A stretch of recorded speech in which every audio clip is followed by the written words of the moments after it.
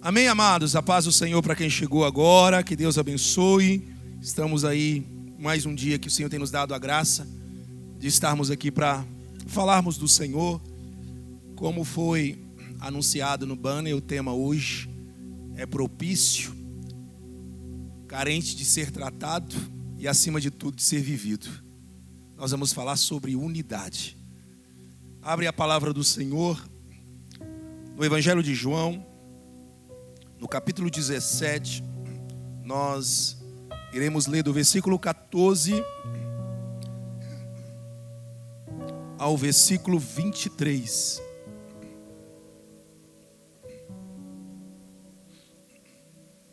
Evangelho de João, capítulo 17, versículo 14 ao 23.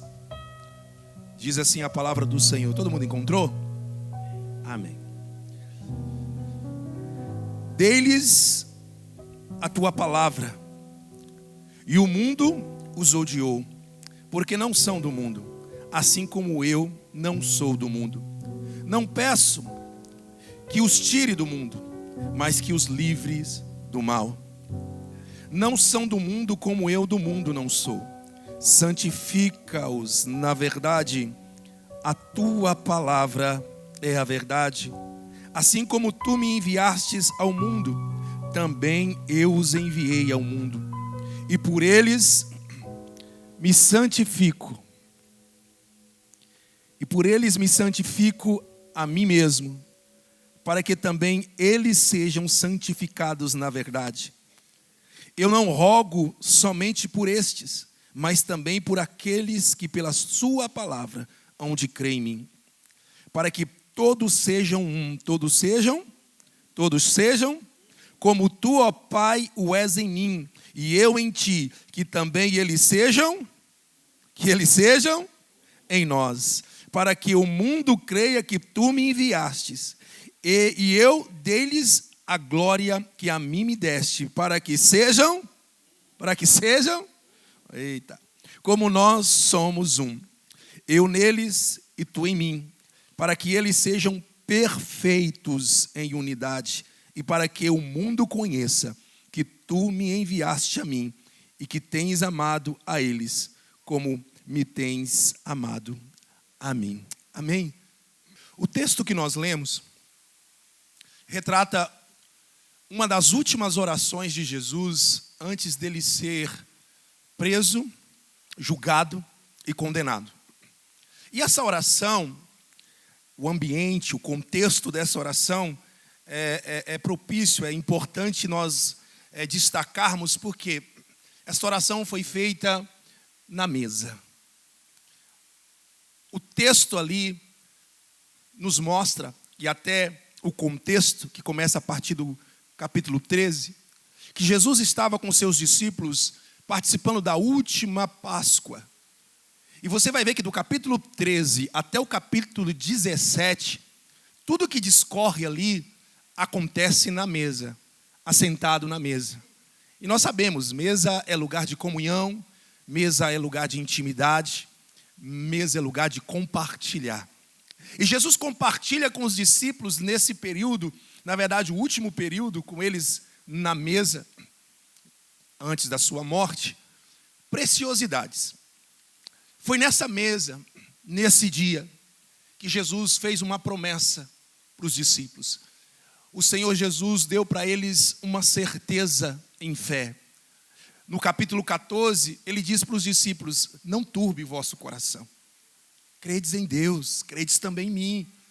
E ele começa a dizer, e continua dizendo: na minha casa, na casa do meu Pai, há muitas moradas. Se não fosse assim, eu não vos teria dito: irei preparar lugar. E ele continua dizendo: e se eu for e preparar lugar, virei para vós mesmos, para que onde eu estiver, estejais vós também. Jesus dá uma certeza: eu vou, mas chegará um dia que eu irei buscar vocês, para que possamos estar junto na casa do meu Pai. Foi nesse período de ensinamento que Jesus disse algo também tremendo. Ele disse: eu sou a videira verdadeira, o meu Pai o lavrador. Ele diz assim: aquele que está em mim e eu nele, esse pedirá e Deus ouvirá a sua oração. E ele continua dizendo: e quem tiver em mim e eu nele, esse dará muitos frutos. Então aqui é interessante, quer dar fruto? Tem alguém que quer dar fruto aqui no Senhor? Quer a tua oração, que a sua oração seja respondida? Esteja ligado na videira, esteja ligado no Senhor. Foi nesse período que o Senhor teve um ato de grande humildade. Ele lavou os pés dos discípulos. E foi nesse período que o Senhor instituiu, na verdade, algo precioso. Das grandes ordenanças do Senhor. Entre muitas, uma é o batismo e outra, a Santa Ceia do Senhor. Como nós pregamos um tempo atrás, ali o Senhor instituiu a Páscoa cristã, que é a Santa Ceia do Senhor. Depois que Jesus termina de muitas coisas que ele ensinou, ele termina fazendo uma oração, que é o que nós lemos, o texto que nós lemos. E nessa oração, o mestre, ele na oração demonstra uma preocupação. Qual? Que os discípulos continuassem em unidade, juntos, unidos, depois da sua partida. Porque Jesus sabia que se não houvesse unidade depois da sua partida, os discípulos não iriam suportar as provas que estavam por vir. Eles não iam aguentar a força de Roma, a tentativa de Roma de impedir o evangelho, e tampouco iriam conseguir suportar a religiosidade, os fariseus, os saduceus, os escribas, que iriam se levantar contra eles. Então Jesus ora, e fica claro que nessa oração, o ápice dela, o centro dela, o núcleo dela é qual? Unidade. Porque eu fiz você até falar novamente, por 3 vezes, quantas vezes, igreja?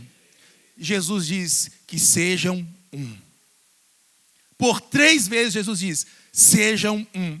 E é interessante porque quando se faz uma oração na Bíblia, que se repete 3 vezes, está falando de intensidade.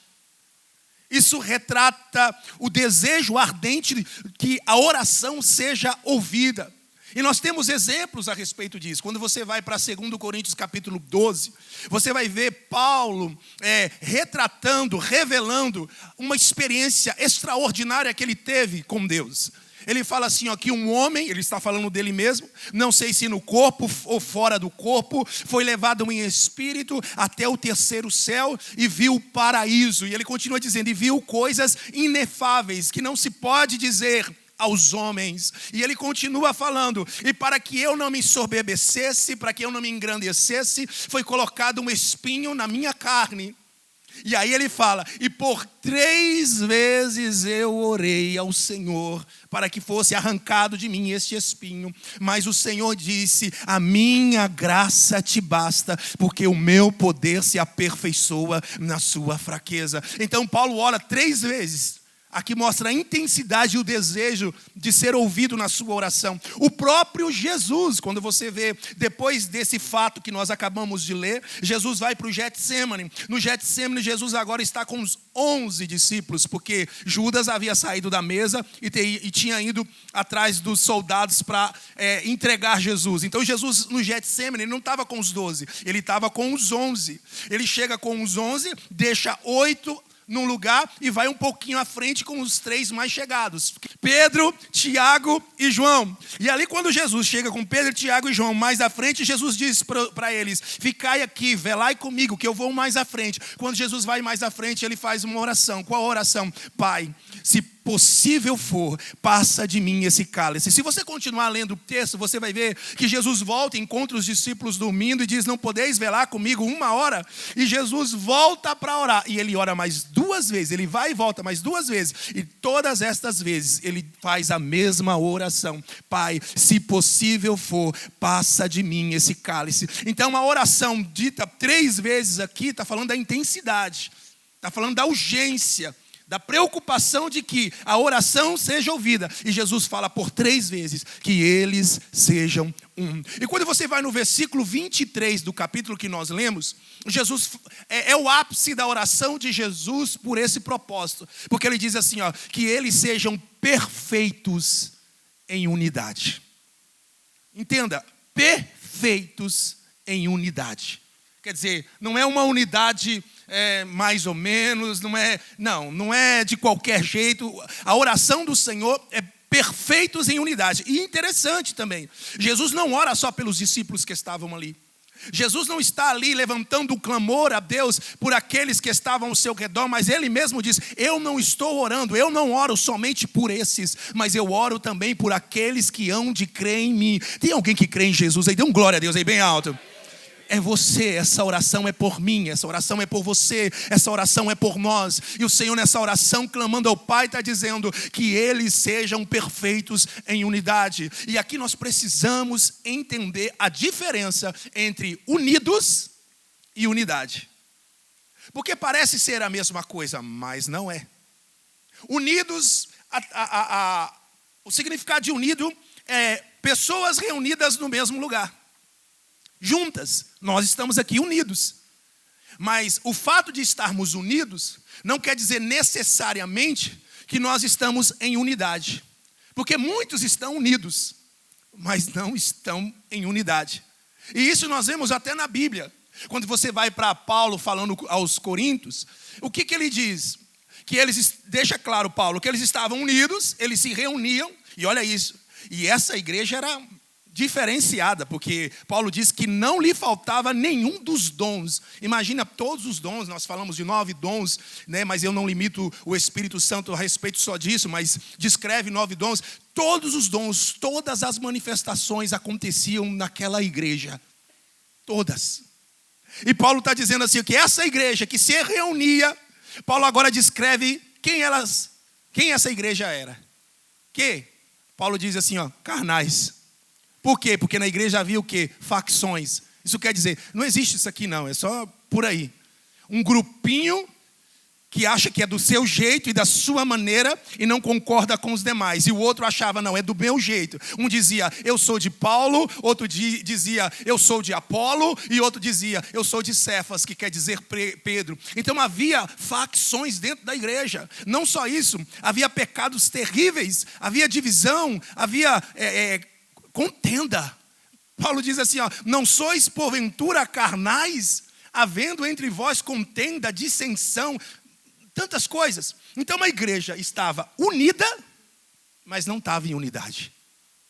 E o que mais tem hoje são pessoas reunidas, mas divididas em pensamentos, em conceitos e pior, em achismos. Agora, unidade é diferente, irmãos. Unidade fala de andar no mesmo propósito, na mesma visão, em concordância, seguindo um mesmo destino. Existe uma figura para representar a diferença entre unido e unidade, que acho que a maioria aqui já ouviu, que é o saco de batata. Alguém já ouviu isso? Saco de batata? O que é isso? Quando você pega um saco de batata, o que tem dentro do saco de batata, igreja? Aleluia, vocês são muito inteligentes. É impressionante a capacidade de raciocínio que vocês têm pela manhã. É interessante. Então assim, só que quando você olha para o saco de batata e vê, aleluias, e vê batatas, você vai ver cada uma das batatas unidas, mas cada uma tem a sua particularidade. Elas estão ali, mas elas estão divididas, porque elas são cada uma. Aí isso é unidos. Unidade é diferente. É quando você pega a batata, você amassa a batata, faz o purê. Quando você olha para a batata, você não vai ver cada uma das batatas separadas. Você vai ver uma única batatona. Vamos dizer assim, uma batata que foi amassada. E aqui é interessante isso aqui. Porque para ter unidade tem que ter quebrantamento. Para ter unidade, muitas vezes nós vamos ter que ser amassado. O nosso eu, o nosso ego, o nosso achismo vai ter que ser esmagado. Para que possamos, com isso, conseguir estarmos juntos da maneira que o Senhor quer. Não quer dizer que eu vou pegar aqui o pastor Gabriel e o pastor Carlinhos e vou amassar o pastor Carlinhos, que vai dar um pouco mais de batata e o purê, e o nosso irmão Gabriel vai dar mais ainda pela altura dele, e vou juntar os dois, não. Porque é claro, cada um aqui tem a sua individualidade. Não tem como. Cada uma aqui tem o seu jeito, muitas vezes, de pensar. Mas quando podemos dizer que nos tornamos um purê, é quando nós deixamos muitas vezes o nosso eu, o nosso ego, o nosso conceito antigo de como nós vivíamos e começamos todos a nos moldarmos à palavra. Não é o que eu acho, não é o que você acha, não é o que o pastor acha, é o que a palavra diz, e andar em concordância e viver no propósito. Isso começa a trazer em nós o que? Essa unidade que só o Espírito Santo pode promover na nossa vida. Agora, olha que legal de Jesus, maravilhoso de Jesus. Jesus não falou sobre unidade, ou orou sobre unidade, somente naquele última santa ceia dele com os discípulos. Se você for estudar sobre o discipulado de Jesus, com os 12 e até com os demais, Jesus sempre tratou sobre unidade. E olha isso, e ele combateu de forma severa quando houve desunião. Marcos capítulo 9, versículo 33... Você vai ver Jesus em casa e os discípulos chegam, se aproximam de Jesus. E quando eles se aproximam de Jesus, Jesus olha para eles e fala assim, o que vocês estavam conversando? O que vocês estavam falando no caminho que vocês estavam vindo para cá? E o texto mesmo diz que Jesus faz essa pergunta, por quê? Porque no caminho os discípulos estavam discutindo o quê? Quem era o maior? Você tenta imaginar isso? Os discípulos de Jesus, andando com o mestre, e no meio do caminho discutindo. O The Chosen, ele apresenta essas questões de forma muito interessante. Aí eu fico imaginando Pedro dizendo, maior sou eu, cara. Eu sou maior. Por quê? Porque eu andei nas águas, vocês não andaram. Eu andei sobre as águas. Aí eu fico imaginando João. Que isso, rapaz? Você só andou nas águas. O íntimo sou eu. Eu sou o íntimo. Eu encostei a cabeça no peito dele. Eu encosto a cabeça no peito dele. Eu tenho intimidade com ele. Eu sou mais chegado. Revelações são dadas a mim. Porque se você for ver o texto, o primeiro a saber quem era o traidor era João. E aí você percebe, imagina, os discípulos discutindo. Aqui não tem essas coisas que quem é maior, quem é melhor. Mas lá tinha. Lá tinha. Aí eles chegam, aí Jesus vem com o conceito do reino. Sabe o que eu acho interessante? O texto diz que Jesus chama eles e senta com eles. E vai conversar com eles. Porque mais do que gritar, mais do que tentar trazer a consciência de uma forma agressiva, o que nós precisamos é trazer uma consciência de mudança de mente. Porque às vezes você gritando, às vezes você discutindo, isso se torna como uma trava na mente, porque a pessoa agora ela está sendo questionada. E aí às vezes a pessoa se fecha. Mas quando você senta, e o texto diz que Jesus sentou, e Jesus agora começa a estabelecer o que é o reino. Porque ele diz assim, lá no mundo, lá fora, o maior é servido, o maior é reverenciado. Mas ele diz assim, mas com vocês não serão assim, meus discípulos. Com vocês é diferente. Por quê? Porque o conceito do reino de Deus é diferente do conceito do reino da terra. Eu, sendo filho de Deus, não desci do céu para ser servido, mas eu desci para servir. Jesus ensina. Quer ser grande? Quer ser realmente alguém que faça a diferença dentro da casa do Senhor? O Senhor está dizendo, você vai ter que servir. Você vai ter que ajudar. Você vai ter que se colocar como servo. O problema é que muita gente quer até uma posição. Para quê? Para ser reverenciado. Sabia que tem gente que tem o desejo de se tornar um pastor para estar em destaque em cima de um altar, para que as pessoas reverenciam ele, para que ele seja servido? Sabia que é isso? Porque às vezes as pessoas, eles veem o ônus, o bônus, mas não vê o ônus, a responsabilidade e aquilo que o Senhor espera de nós. E o Senhor deixa claro. E o mais lindo de Jesus, sabe o que é? É que Jesus não é igual a muitos pregadores que pregam, mas não vive. Jesus tinha algo precioso. Ele vivia o que pregava e pregava o que vivia. Por que eu estou dizendo isso? Porque momentos antes do Senhor fazer a oração pedindo unidade, a Bíblia diz que Jesus levanta, pega o balde de água, pega uma toalha e vai lavar os pés dos discípulos. Se você for estudar sobre isso, você vai descobrir que o servo que lavava os pés era o menor da casa. O menor. Então era o menor dos menores. Jesus vai lavar os pés. É por isso que quando vai lavar o pé de Pedro, Pedro fala, não, Senhor, não lava meu pé não. Isso aqui é coisa de pequeno. E o que o Senhor fala? Pedro, se você não permitir eu lavar os seus pés, você não tem parte comigo. Aí o que Pedro diz? Ô Senhor, lava os pés, lava as mãos, lava o pescoço, igual, falta falar, lava o corpo inteiro. Aí o Senhor fala assim, ó, aquele que está limpo, não é necessário lavar senão os pés. Mas aí o Senhor continua dizendo, ainda que entre vós, nem todos estão limpos. E o próprio texto diz que Jesus estava falando de quem, igreja? De Judas. Em outras palavras, quando Jesus estava lavando o pé de Judas, ele já sabia que Judas era Judas.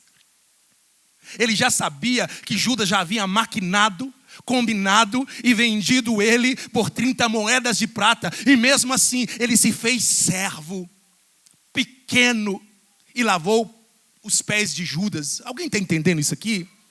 Sabe o que o Senhor está dizendo para nós? Ei, se você ajudar só quem te ajuda, se você fazer o bem só para quem faz o bem para você, se você só se dispor a fazer algo só por alguém que você acha que é digno, esse sentimento não corresponde aos princípios do reino. Nunca. Jesus ensina, você vai ter que aqui lavar o pé de quem te trata mal, Nídia. De quem fala mal de você. De quem não te respeita. De quem muitas vezes pisa no seu calo. Por quê? Porque esse é o princípio do reino. É o quê? Amar o que te odeia. Bendizer o que te maldiz. Orar pelo que te persegue. Meu Deus do céu. Dá de comer. Se o teu inimigo te pedir de comer, dê. Isso é reino de Deus. Esse é o exemplo que Jesus deu. Isso traz em nós e através de nós o verdadeiro evangelho. Jesus ora e mostra a importância da unidade e como nós devemos promover também essa unidade. Por quê? Porque servir é se colocar menor. E sabe qual é um dos problemas maiores da falta de unidade? É que cada um muitas vezes não sabe se colocar no seu lugar. E quer ser maior, enquanto a Bíblia diz que nós devemos considerar os irmãos maiores. Considere o teu irmão maior do que você. Porque assim, ó, se o Lula, ele é o presidente, correto? Você gostando ou não, você querendo ou não, ele é o presidente. Ele é maior do que nós, na hierarquia, ele é um presidente. Então, esta pessoa, quando ela está diante de nós, há uma reverência, há uma preocupação, como você vai se portar. Até um policial, você pensa que vai falar 2 vezes como vai agir. Por quê? Você entende que aquela pessoa, ou sente, ou percebe que aquela pessoa é maior. Então eu tenho que me comportar. Agora, quando é alguém que a gente acha menor, a maioria das pessoas, aí você faz de qualquer jeito, você trata de qualquer jeito. Exemplo, se eu chego e falo assim, irmão, você pode dar licença aqui, a gente está fazendo uma questão aqui, você pode sentar aqui. O que o irmão vai fazer? Amém, pastor. Agora, às vezes, um diácono chega aqui e fala, irmão, dá licença, não vou dar.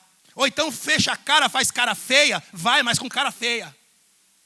Por quê? Porque ele entende que eu sou maior e o irmão é menor. Aí vem a Bíblia e diz assim, ó, considere não só o pastor, não só o presidente, não só um grande líder, considere todos os irmãos maior do que você. E quando há esse sentimento, eu trato diferente as pessoas, eu não trato com soberba, eu não trato de qualquer maneira. É por isso que eu estou te dizendo, uma das melhores formas de promover a unidade é o quê? É considerando o outro maior. As 3 áreas mais importantes que precisamos viver em unidade. Primeira, concordância. Repete comigo bem alto, concordância.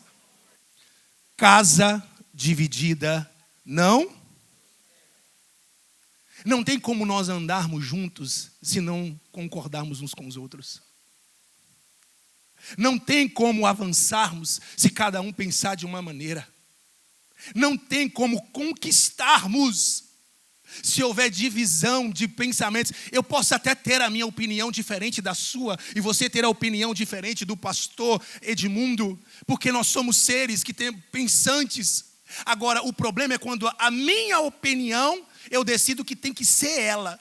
E aí entra o que eu já falei lá atrás. A questão não é a minha opinião, nem a opinião do pastor Edmundo, nem de qualquer outra pessoa. A questão é se o que eu estou falando, o que eu estou opinando, está ligado à palavra, está em conformidade com a palavra. E se está em conformidade com a palavra, não é o que eu penso, Juliana, não é o que você pensa, Renan, não é o que você pensa, Nil, é o que a palavra diz. Então eu ando em concordância com a Bíblia.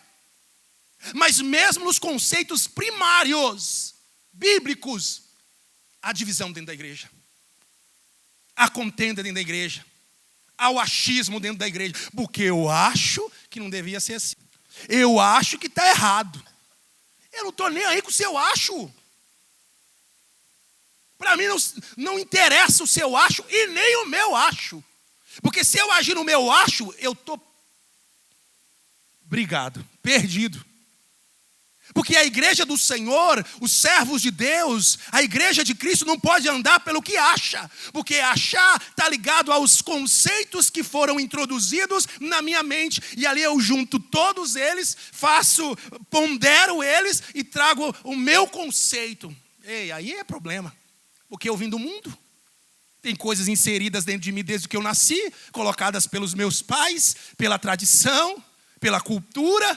E aí vira uma confusão.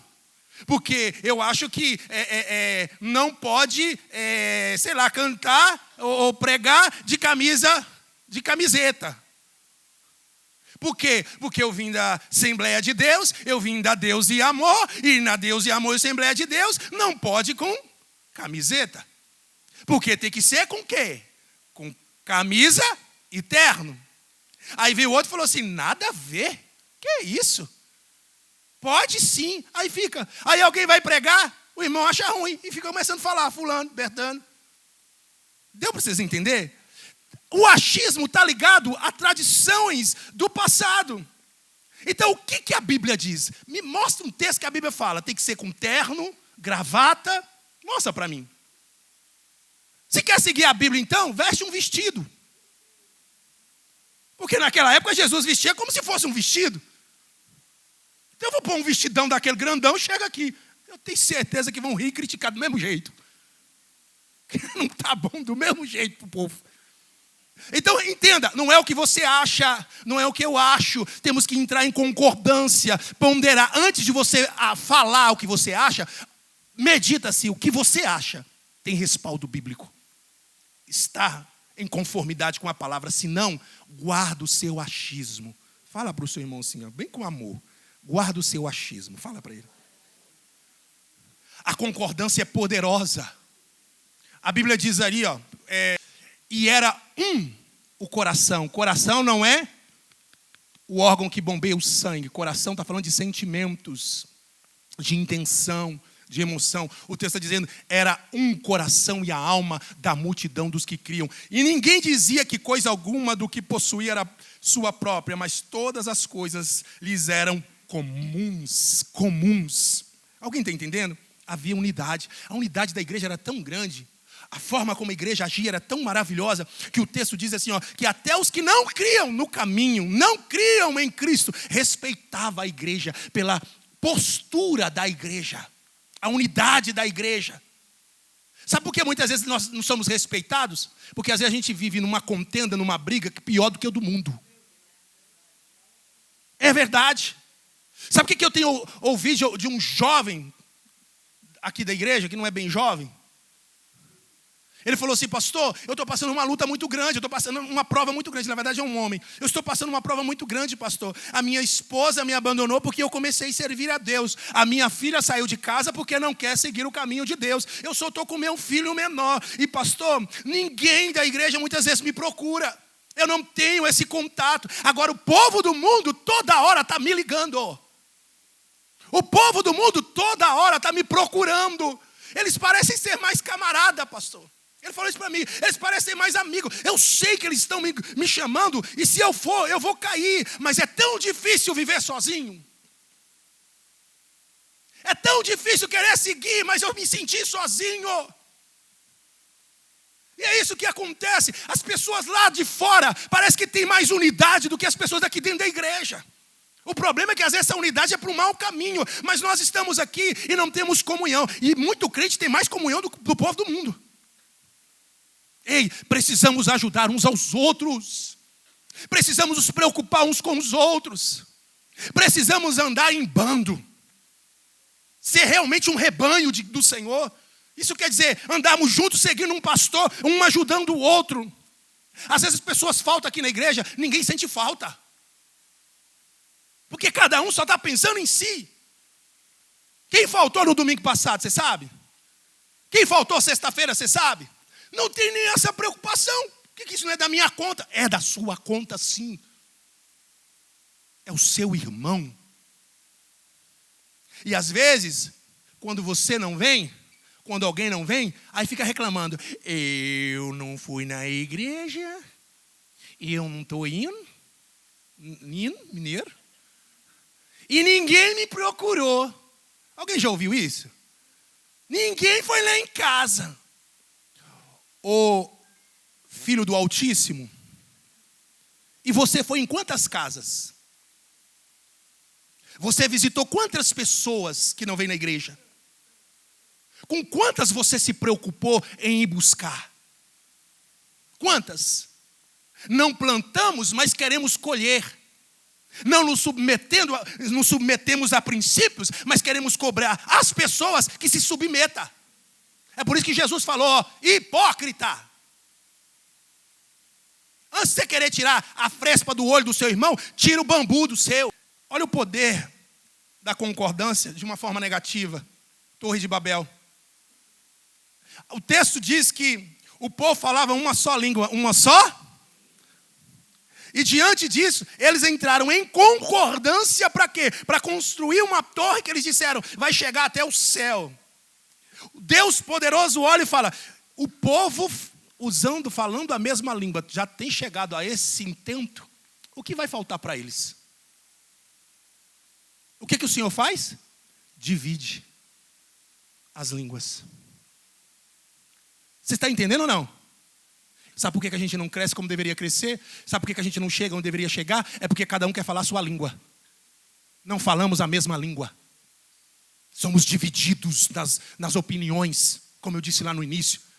Queremos prezar pelo que eu acho e não porque a palavra diz. Mas em nome de Jesus, o Senhor trará sobre nós a mente de Cristo. Uma mente em unidade, em concordância, para viver os propósitos do Senhor.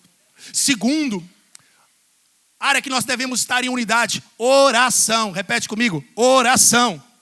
Eita Deus. Concordância em oração. Olha Atos 4:31. E tendo orado, o que? Toda a igreja estava orando. Moveu-se o lugar em que estavam reunidos e todos foram cheios do Espírito Santo e anunciavam com ousadia a palavra de Deus. Nós queremos ser cheios do Espírito Santo, tem oração, tu não vem nem para oração. Há um poder em unirmos o nosso coração em oração. A igreja, o texto diz que a igreja estava reunida, orando, e foi nesse momento que Deus derramou do Espírito. Em Atos 12:5, Pedro estava preso, e o que a igreja fez? Orou em unidade, em concordância, orando. O problema é quando eu oro por uma coisa e você ora por outra. Se houve um apontar da liderança, siga. Concordância, juntos. Olha lá, a vitória da igreja está no entendimento da guerra que estamos travando e principalmente no posicionamento que juntos, em unidade, precisamos tomar para vencê-la. Deus vai derramar algo poderoso sobre esta igreja. Há um anúncio de coisas tremendas que Deus vai fazer. E Deus está nos chamando para estarmos juntos no propósito. Se nós unimos a nossa fé, irmãos, no propósito.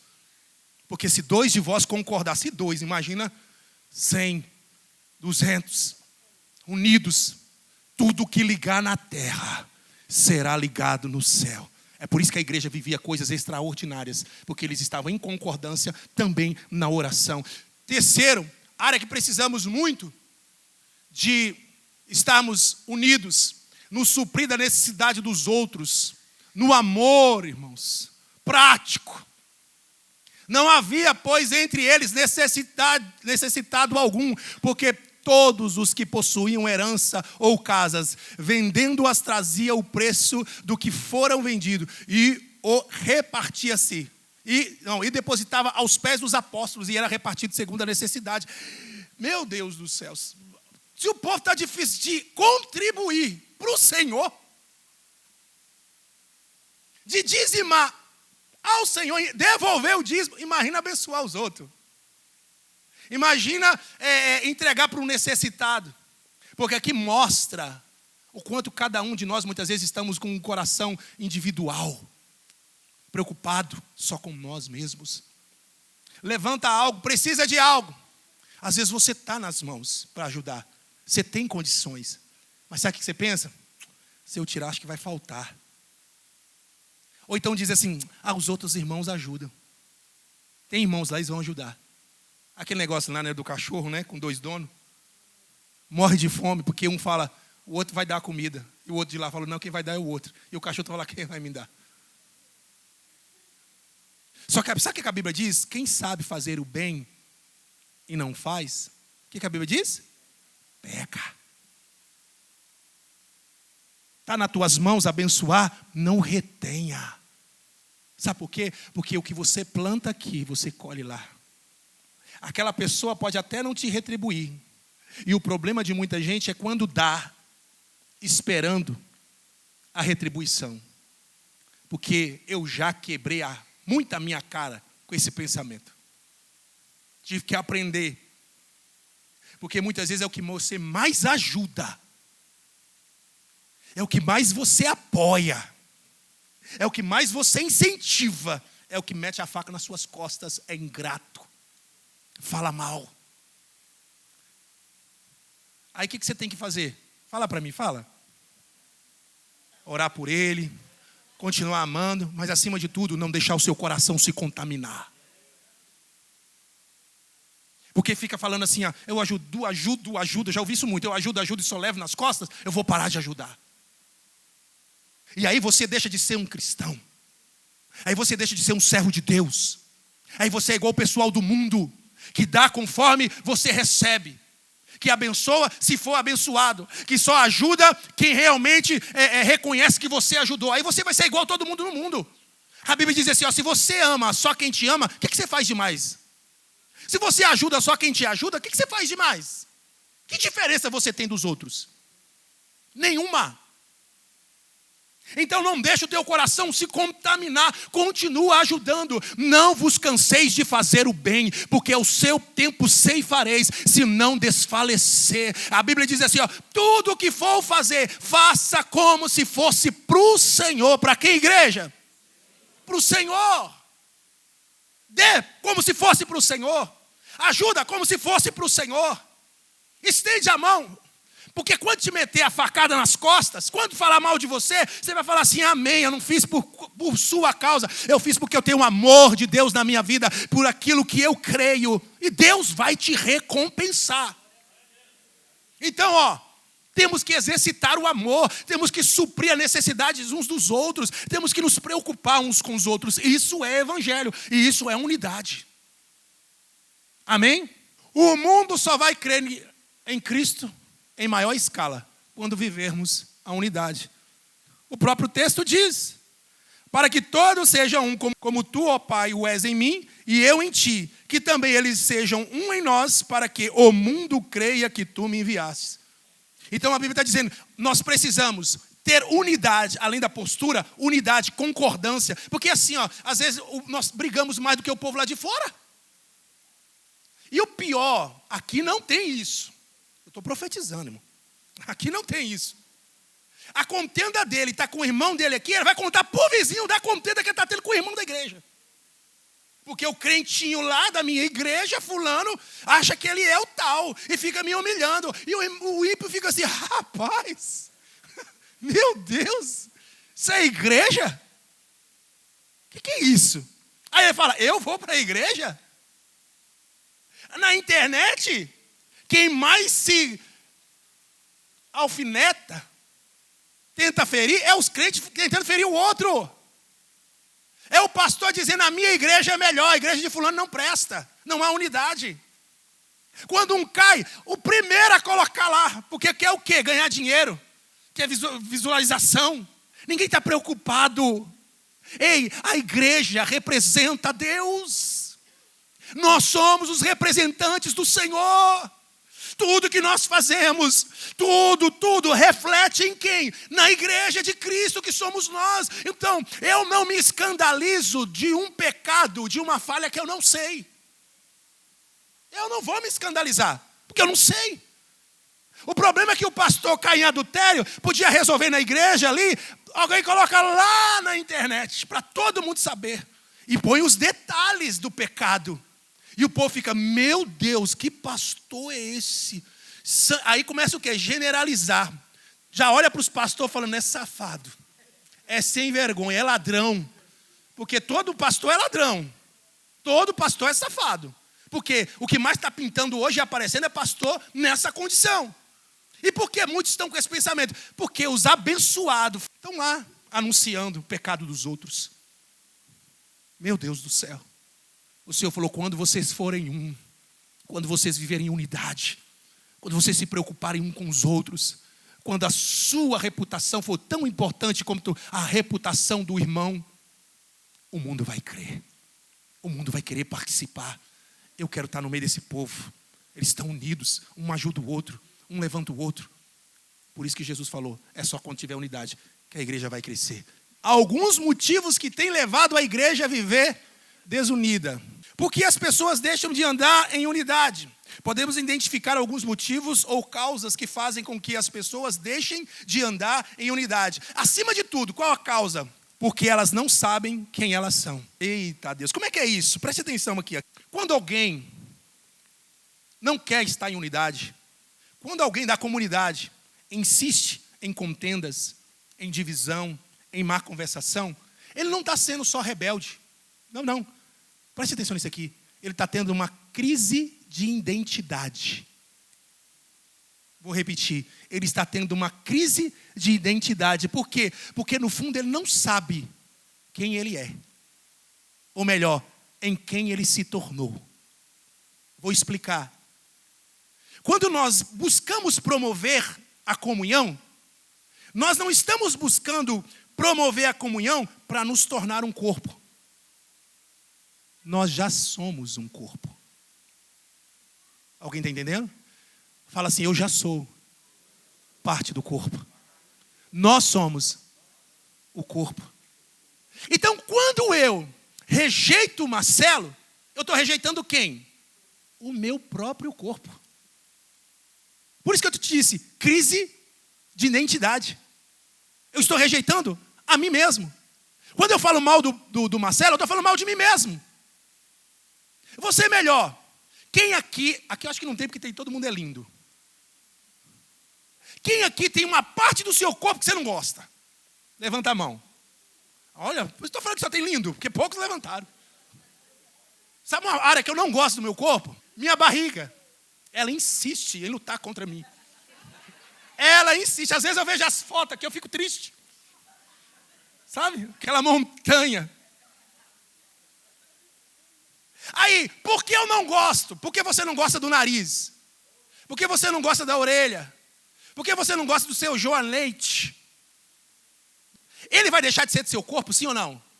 Sim ou não? É do seu corpo ou não é? Você querendo ou não, você gostando ou não, você aceitando ou não, é o seu corpo. Alguém está entendendo? Você gostando ou não do teu irmão, você achando ou não que ele é legal, você gostando ou não dele, ele é corpo. Ele faz parte de você. Só que o problema é que o que nós fazemos, em vez de seguirmos o exemplo que Paulo diz, o que Paulo diz? Paulo dá o mesmo exemplo, ele usa a mesma figura. Ele usa a figura do corpo nosso e a figura em relação à figura do corpo da igreja. Ele diz assim, ó, quando você tem uma área que você não gosta, igual eu na barriga, igual você na língua, não, meu Deus, na orelha, o que você faz? Paulo diz, é essa área que você trata mais. É essa que você vai olhar mais para ela. É essa que você vai se preocupar melhor. Aí você quer fazer uma cirurgia. Tem gente que quer fazer cirurgia. Não é? Eu quero o quê? Não tenho ânimo, mas eu queria fazer uma academia para diminuir isso aqui. Deu para entender? Então, Paulo está dizendo, quando no seu corpo tem algo que te incomoda, você se preocupa para melhorar. Aquela área que é a menos favorável na sua cabeça é a que mais você coloca atenção. Aí Paulo diz, assim tem que ser com o corpo de Cristo. Aquele que é o pior, que dá mais trabalho, que enche mais os cocovados, é esse que nós temos que olhar com maior atenção. É esse que precisamos nos preocupar mais. Porque, gostando ou não, é corpo. Só que o que a gente pensa? Nossa, se fosse embora... Não é não, irmãos? Porque a gente não quer tratar, a gente não quer amar, a gente quer ser igreja. E ainda canta, somos corpo, assim venha, eu preciso, querido irmão. Percebe como às vezes a gente é muito falso? Canta o que não vive. Fulano foi embora. Nossa, glória a Deus, viu? Aleluia. O problema é que quando fulano vai embora, pode ser o seu pé que está indo. Pode ser seu nariz que está indo, que vai te atrapalhar respirar. Esse é o problema. Esse é o problema. Então, muitas vezes, não há unidade por causa disso. Nós não sabemos quem nós somos. Olha para esse irmão e fala assim, ó, você faz parte de mim e eu de você. Alguém está entendendo isso aqui, igreja? Isso é sério. Isso é sério.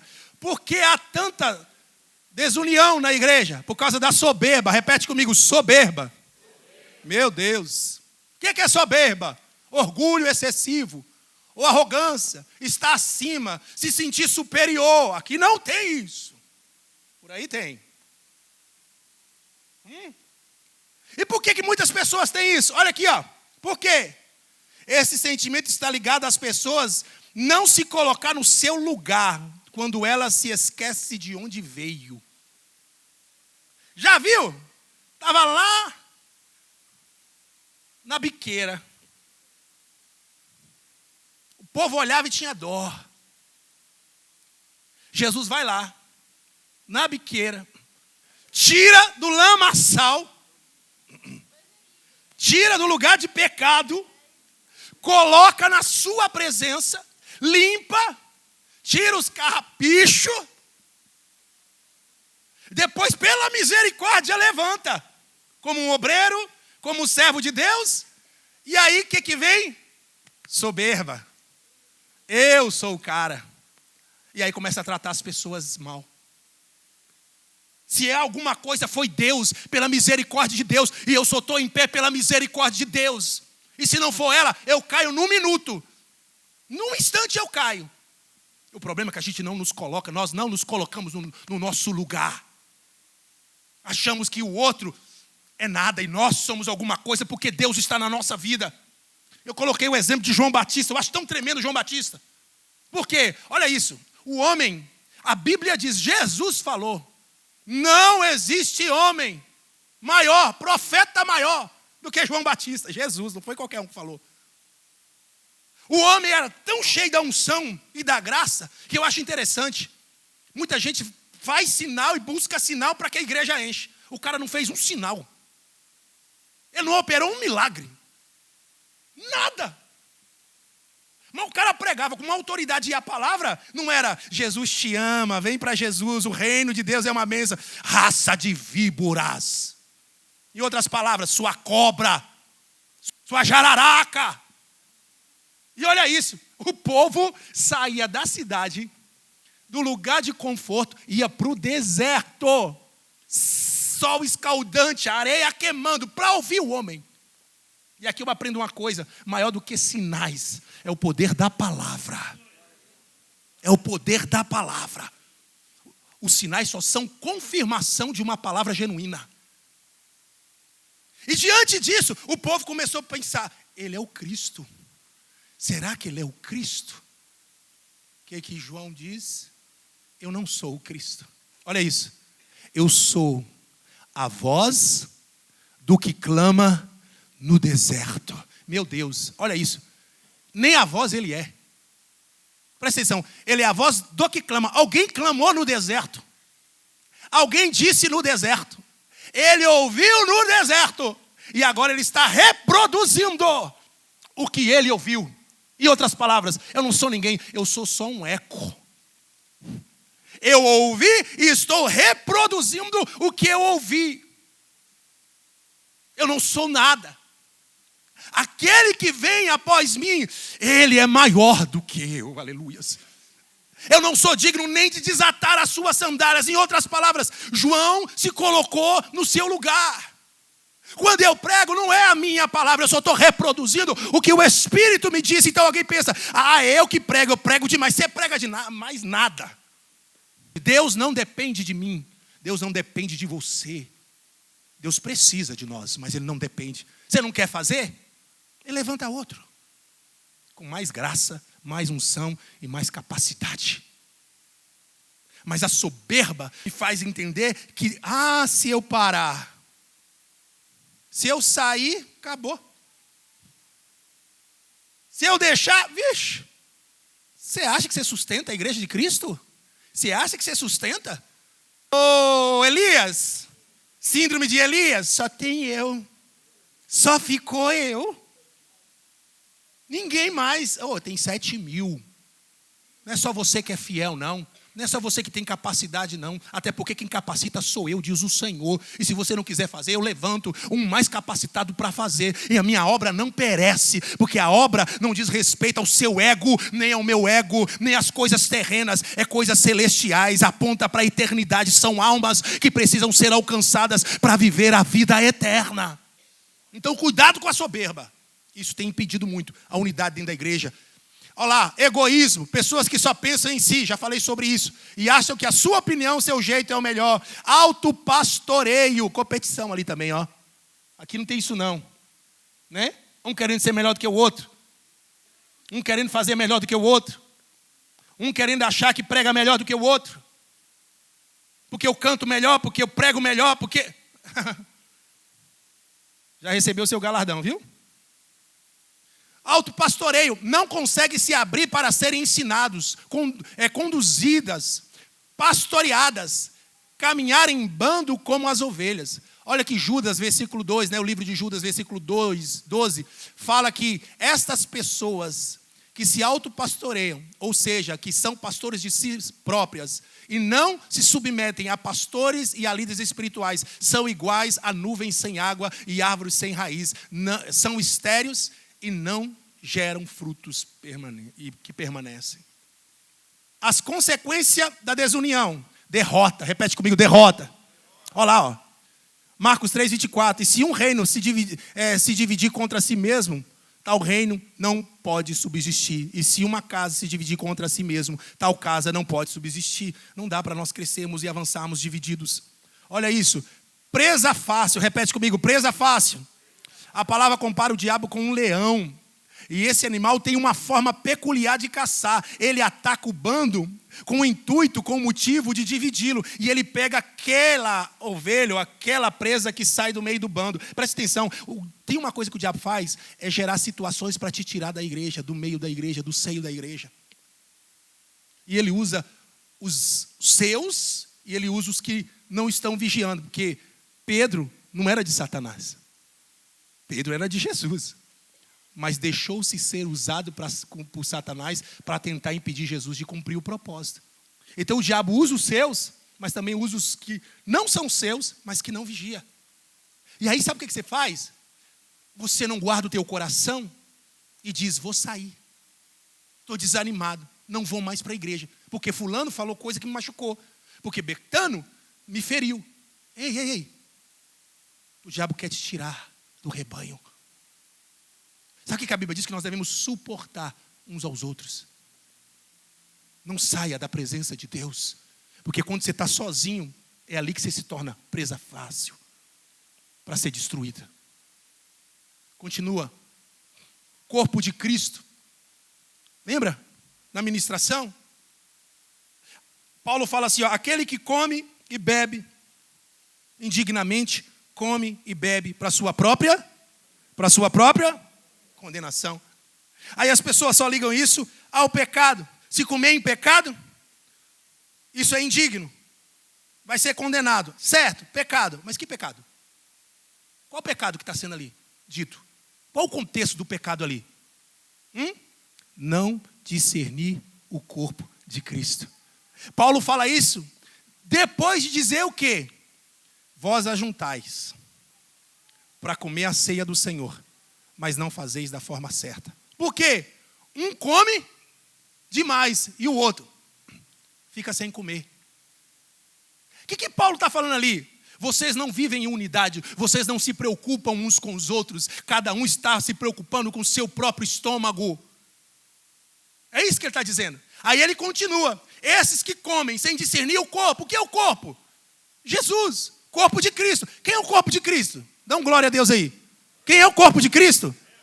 É você. Não discernir corpo é não discernir a irmandade. É não discernir o que é ser irmão, o que é viver em unidade. Esse é o pecado. Não estou dizendo que o outro pode fazer o que você quiser. Não me confunda.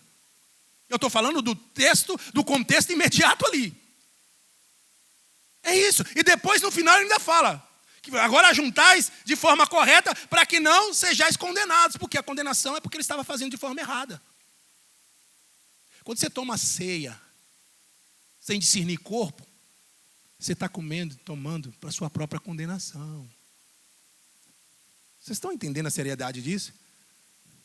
Não estou em adultério. Não roubei. Não estou em fornicação. Vou tomar a Santa Ceia. Falando mal do irmão? Tentando derrubar o irmão, não cumprimenta o irmão?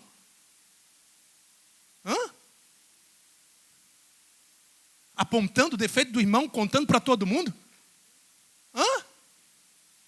Você está tomando indignamente e está tomando para a sua própria condenação.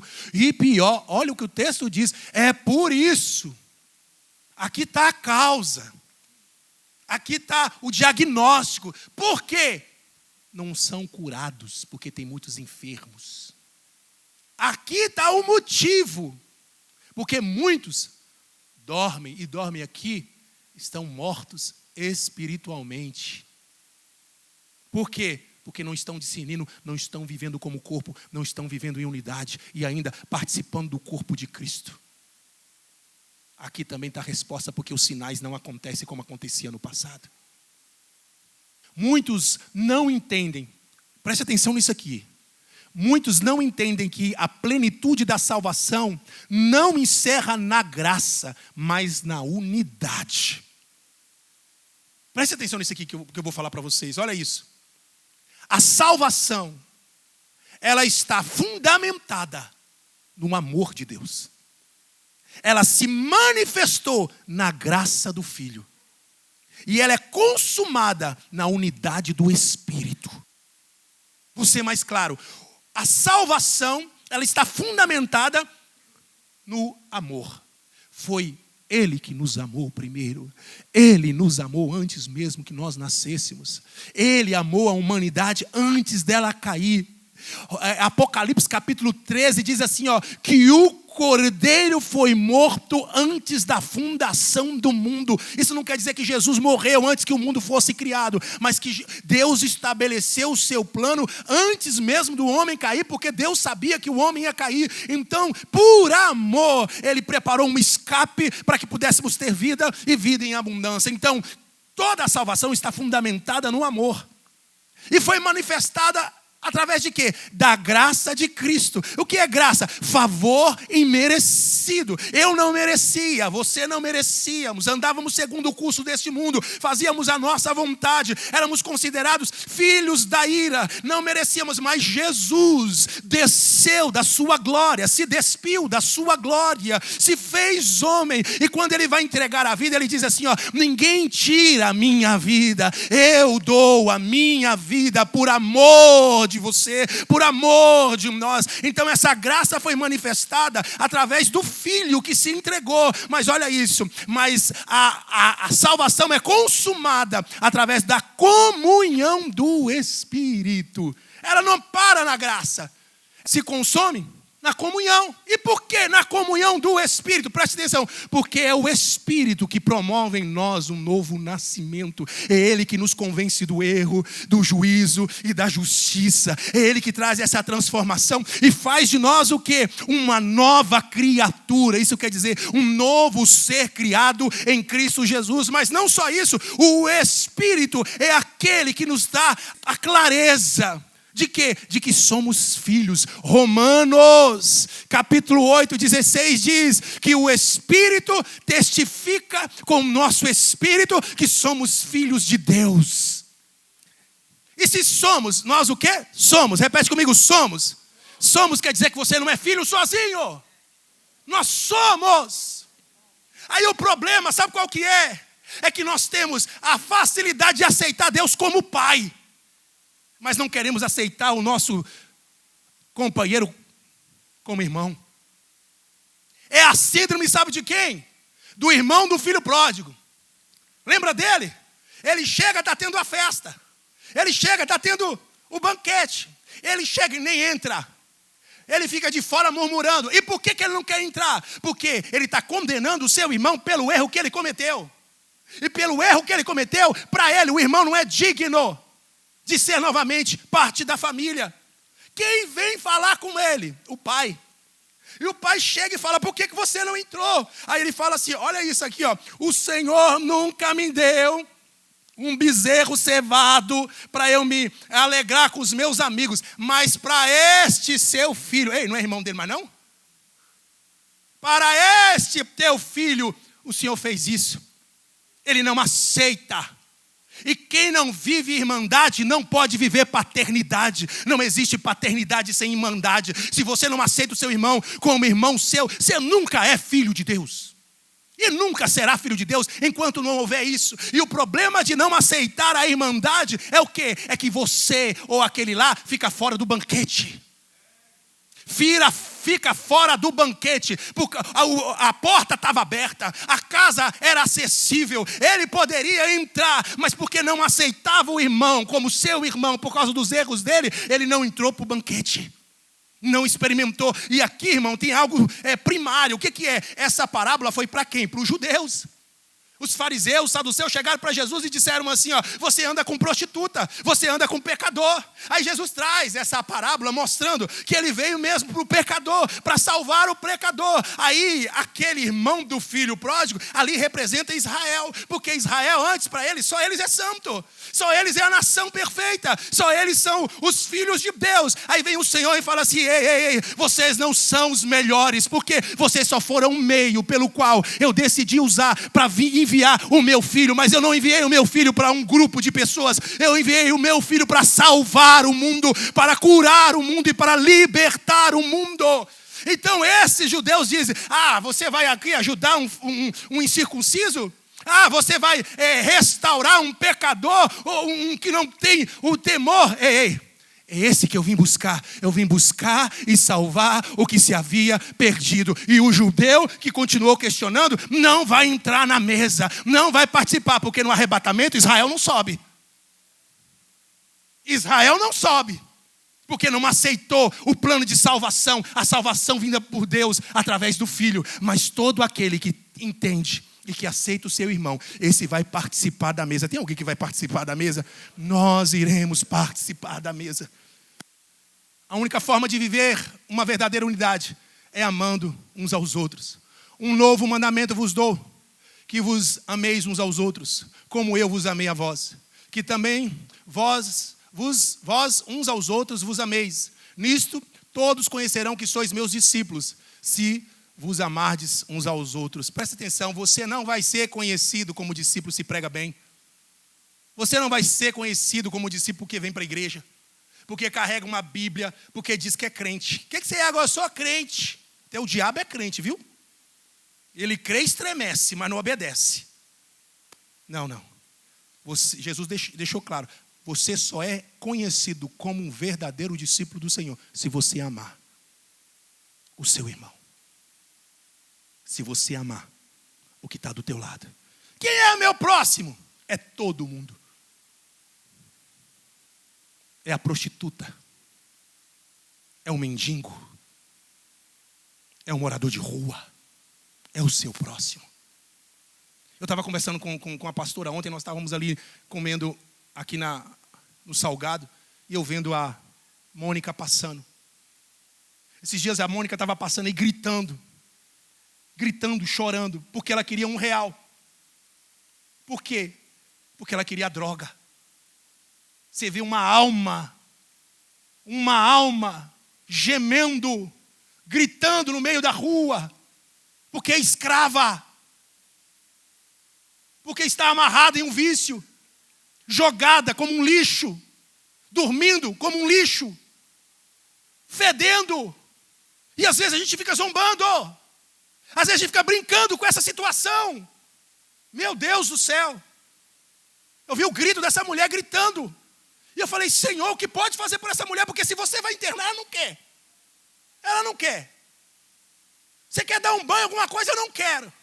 Um dia ela estava sóbria, porque tem dia que ela está sóbria. O Davi fez uma pergunta para ela, na verdade Davi falou uma coisa para ela aqui na porta.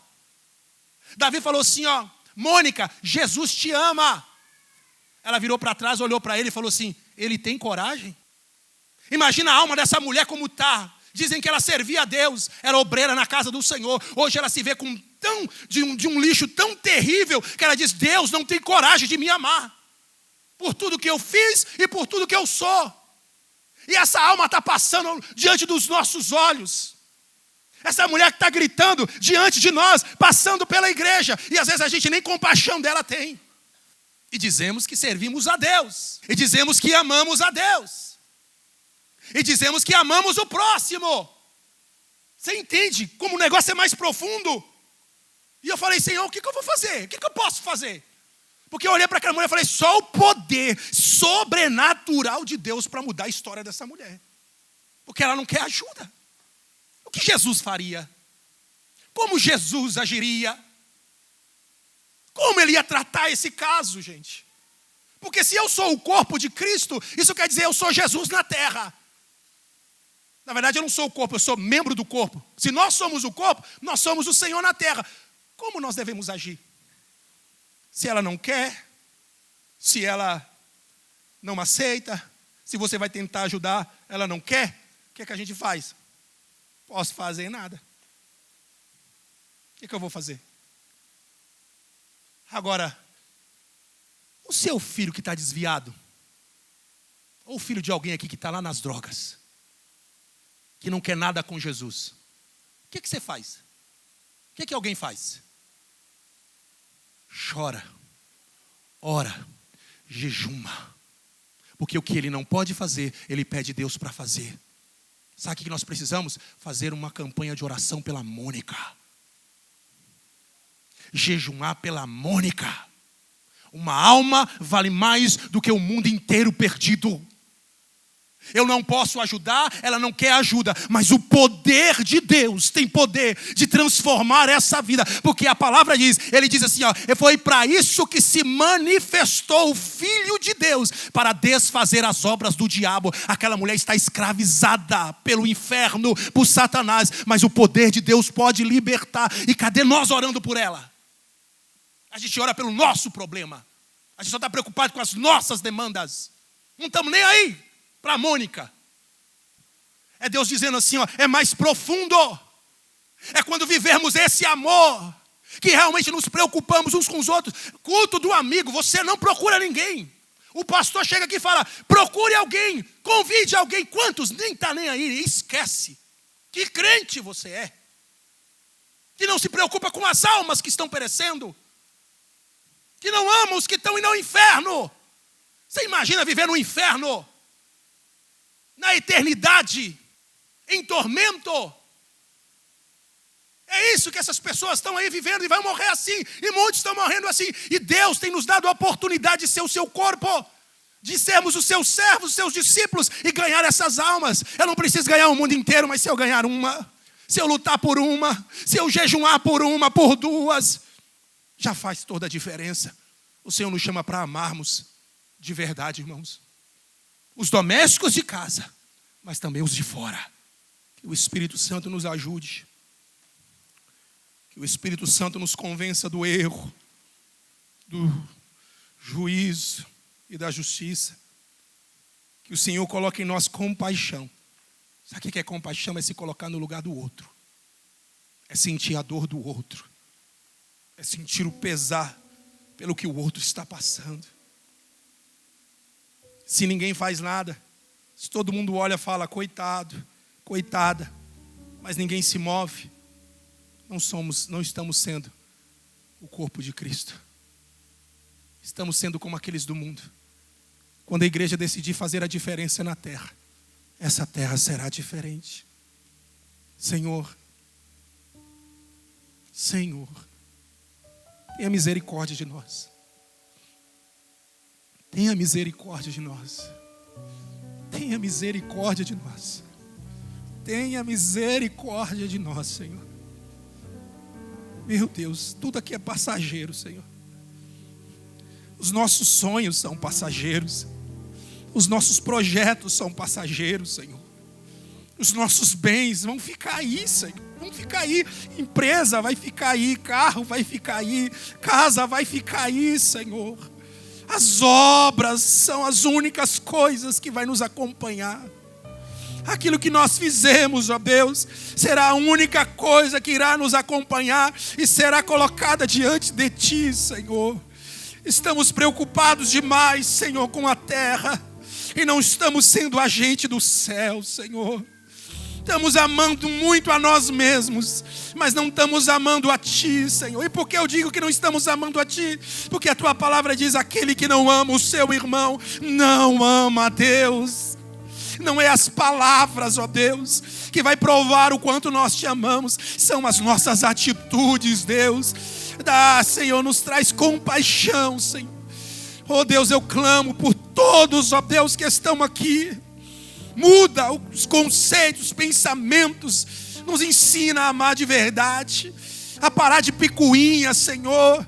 A parar de virar a cara por coisa tão pequena. Porque não me cumprimentou, estou chateado. Não. A Bíblia diz que nós devemos suportar e dar suporte. A Bíblia diz aquele que a gente vê como mais fraco, como mais decoroso, indecoroso, é esse que a gente vai cuidar mais. Que possamos amar dessa forma. Mas, Senhor, nós Te pedimos também por aqueles que estão lá fora, Senhor.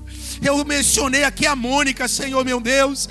O grito dessa mulher, Senhor, meu Deus, moveu a minha alma, Deus. É a Tua criação, Senhor. A Tua filha, Senhor, que já esteve na Tua casa, Te servindo e Te adorando, ó Deus. Hoje está presa, hoje está escravizada, hoje está acorrentada. Hoje Satanás está, Senhor, pisando. Hoje Satanás está humilhando. Hoje Satanás está a corrompendo. Mas eu creio no poder do Evangelho. Eu creio que o cair pode até ser do homem, mas Deus tem poder de levantar. Senhor, visita a vida desta mulher, Pai. Ela não quer ajuda. A gente fala de levar, ela não quer. Mas eu Te peço, Espírito Santo, visita ela. E que ela possa ter uma mudança. E que ela possa aceitar ajuda. E que ela possa, Senhor, ser restaurada. Assim como ela é um exemplo nessa, Senhor, meu Deus, nesse bairro, neste lugar, de uma pessoa, Senhor, meu Deus, deplorável, de uma pessoa escrava, de uma pessoa acorrentada. Eu quero declarar que ela se tornará um exemplo, Senhor, de uma mulher restaurada pelo poder de Deus. E através da vida dela restaurada, muitas almas vão se entregar ao Senhor. Deus é especialista em levantar o necessitado do pó, do montulho, e fazer assentar com príncipes e reis. Nós declaramos, Senhor, salvação e libertação. Nos ajuda a viver em unidade. Nos ajuda, Senhor, a viver a Tua palavra. É o que nós Te pedimos, ó Deus, em nome de Jesus, ó Pai. E nós Te agradecemos. Amém. Amém.